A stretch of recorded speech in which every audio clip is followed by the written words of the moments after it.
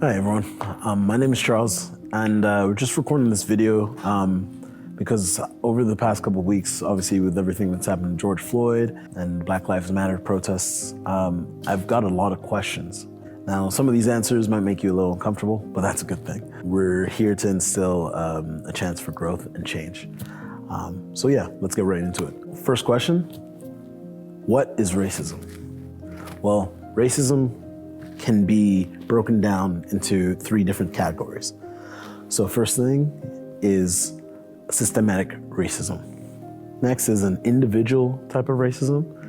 And that last is a bias or an unconscious prejudice type of racism. So systematic racism can be described as a system or policies that have been in place that create an unbalanced outcome for people of color, that were based or born out of racial ideologies and tendencies that have just continued till today.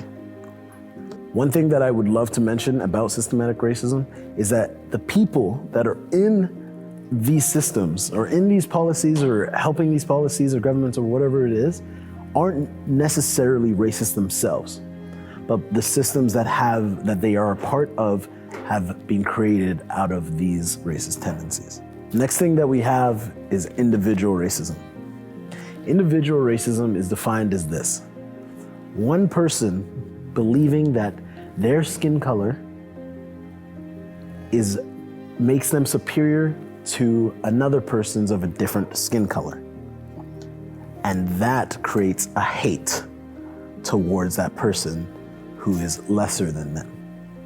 This comes from the most direct type of racism. People using the N-word, people beating up people because of what they look like. And it can be the most damaging. And something else that can be mistaken for racism is a bias or an unconscious prejudice. I think the main difference here is that racism is born out of a hatred, whilst bias is born out of miseducation, misinformation, or like a family dynamic. It does not mean that they hate a person of color, but it shows hesitancy towards that person of color. Examples of a bias would be a lady maybe clutching a purse when a person of color comes by, or maybe I go into a store and I'm followed by one of the workers there, just because of a bias saying that, Black people steal. These aren't all true, right? Yes, there are instances where it happens, but I think what has been perpetuated by the North American style and culture and media is that this happens way too much. So when a person of color is walking by, there's a reaction that happens that comes from these biases that we need to destroy ultimately. One thing I would like to touch on is color versus culture.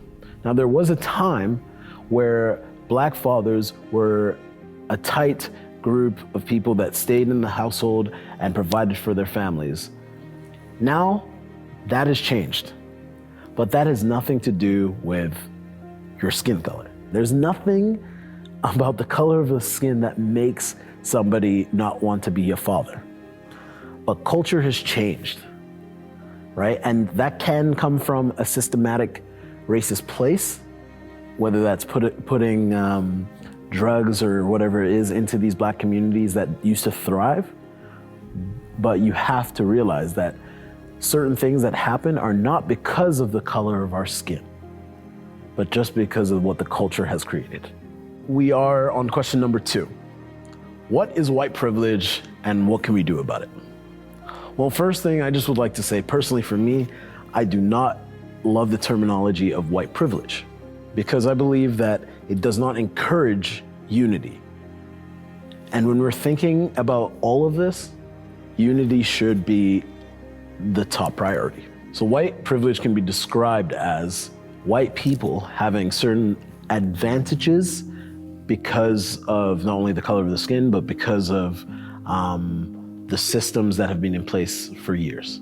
Now, white privilege does not mean that white people have not had trials or had a hard life, and we empathize with you with that. All people of color, white, not white, have had challenges.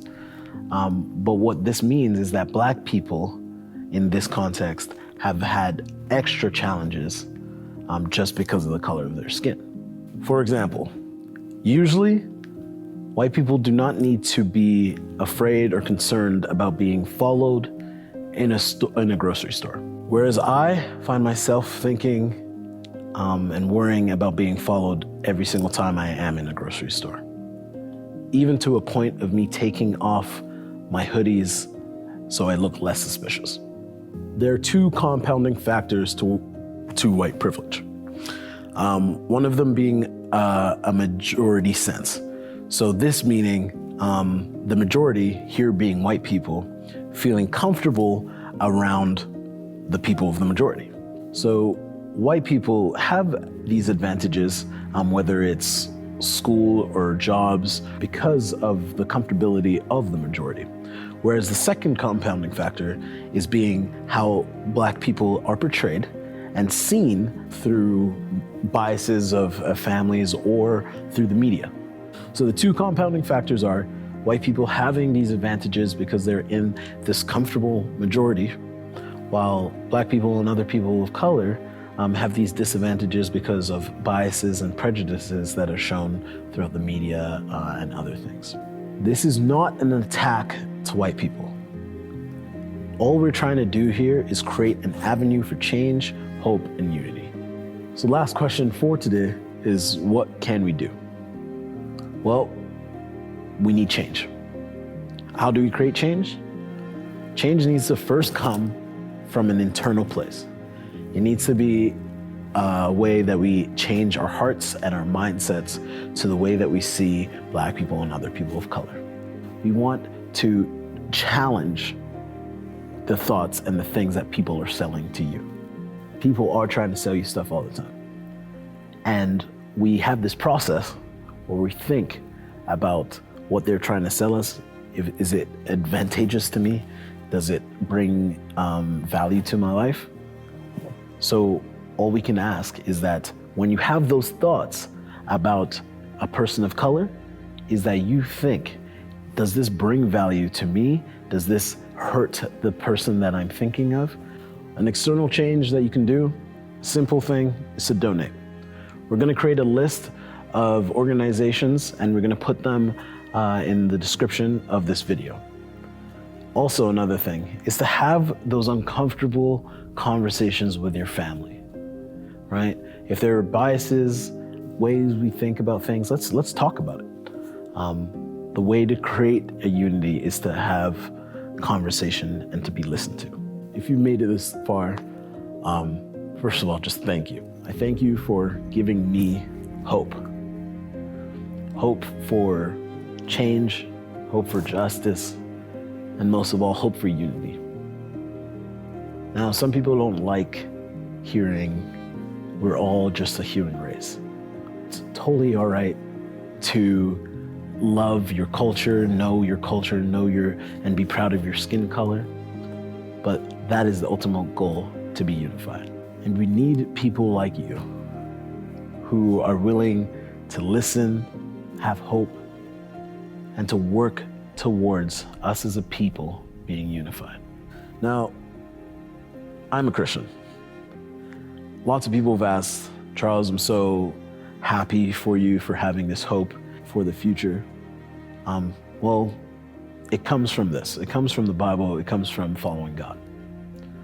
Now, in the Bible, in Ephesians 4, verse 1, it says, I, therefore, a prisoner for the Lord, urge you to walk in a manner worthy of the calling to which you have been called, with all humility and gentleness, with patience, bearing with one another in love, eager to maintain the unity of the Spirit in the bond of peace. There is one body and one Spirit, just as you were called to one hope that belongs to your call. One Lord, one faith, one baptism, one God and Father of all, who is over all and through all and in all. Thank you so much for listening, guys. I'll see you guys in part 2.